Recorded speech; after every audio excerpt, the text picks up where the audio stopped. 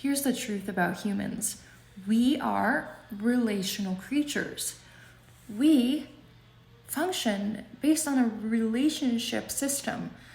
We were designed to be together. We were innately designed for relationship.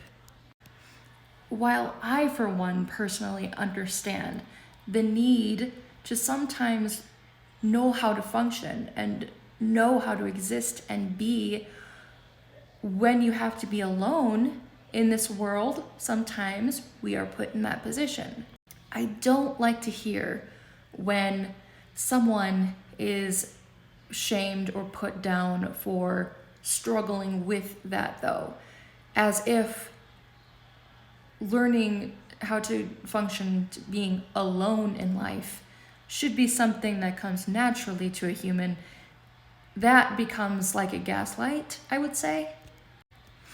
Because the fact of the matter is, we truly, at the core of every single human, are relational creatures. It's not natural for one to be alone. It's not natural for one to have to live alone. And nor should we, really, realistically, have to live life alone. It's just not healthy for a human being on a biological level. Some of us have learned to cope so well with it that we have learned to love being alone and don't ever wish to be with someone else. We actually prefer the being alone for many reasons. And honestly, this is not to say like our alone time isn't important to us.